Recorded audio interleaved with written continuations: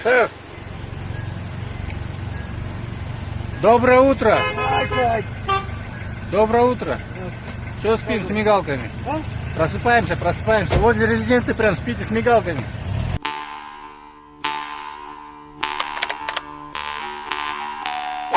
Ооруканада эсине келбей көз жумган Нигерия жаранынын сөөгү Бишкекке коюлат. Бишкектеги Айчүрөк Дүрдүйнө дүкөнүнүн жанында таяк жеп, ооруканада өзүнө келбей каза болгон Нигериянын жараны Али Абубакардын сөөгү Арча Бешиктеги көрүстөнгө коюлат. Бул тууралуу ал жетектеп келген Кембридж School мектебинен билдиришти. Бүгүн жума намаздан кийин сөök Арча Бешиктеги көрүстөнгө коюлат. Атасы да зыйнатка келери айтылган. Бирок виза маселелеринен улам ал да так эмес. Бирок бул жакта иниси бар. Тажияга ошол бир тууганы катышат дешти мектептен. Эскерте кетсек, окуя 2-июль күнү болжол менен саат 14-тө ЦУМдун жанында болгон. Чет элдик жаранды жанындагы киши бир чаап, соккудан улам ал асфальтка кулап, эс учун жоготкон. Жабырлануучу реанимацияда комага түшүп, абалы оор болчу. Маалымат булагы Спутник KG сайты.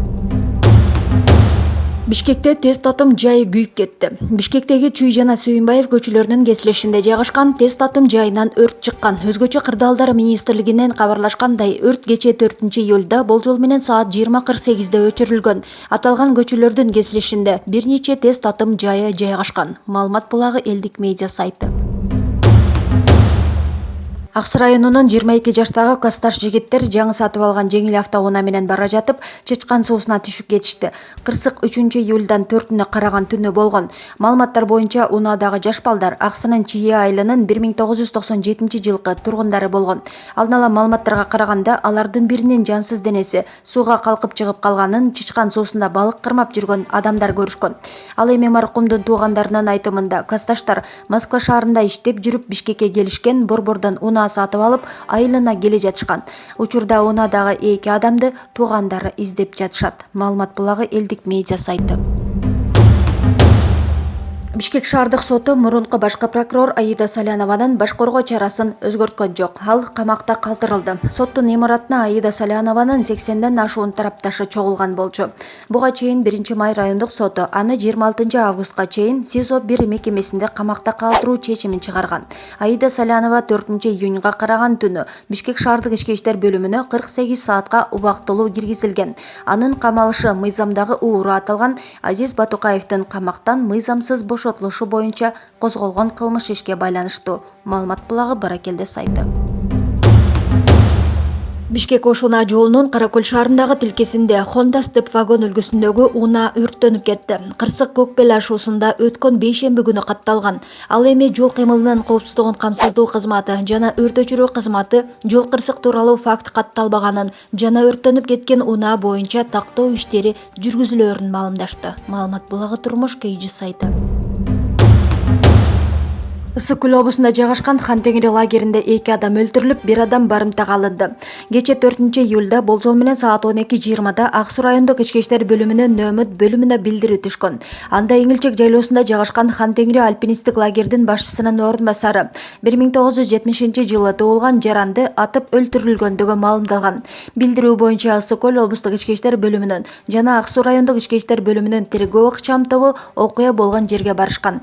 Териштирүү учурунда Хан-Теңири лагеринде кароолчу болуп иштеген Түп айылынын 29 жаштагы тургуну Сергей Вепер үлгүсүндөгү ок атуучу курал менен ашканага кирип, лагердин башчысынын орун басарын төшүнө, ошол эле жерде иштеген Каракол шаарынын 31 жаштагы тургунун ичке аткандыгы аныкталган. Окуя болгон учурда ашканада тамактанып отурган жылкычы Түп районунун Тасма айылынын 33 жаштагы тургуну Сергейди кармоо аракетин көргөндө, анын колуна бычак сайып, окуя болгон жерден качып кеткендиги белгилүү болду.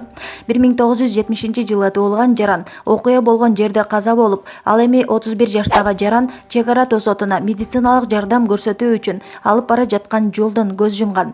Окуя боюнча жүргүзүлгөн териштирүү учурунда Сергей адамдарды атып өлтүргөндөн кийин ошол жердеги чумага каршы мекемеде иштеген Каракол шаарынын 48 жаштагы тургунун аял кишини барымтага алып, окуя болгон жерден качып кеткендиги аныкталды.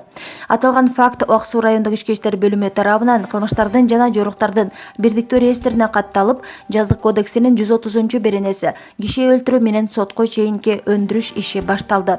Азыркы учурда милиция жана мамлекеттик чек ара кызматынын кызматкерлери тарабынан кылмышка шектүү сергейди, кармоо жана барымтадагы аялды бошотуу максатында атайын ыкчам иш-чаралар жүргүзүлүүдө.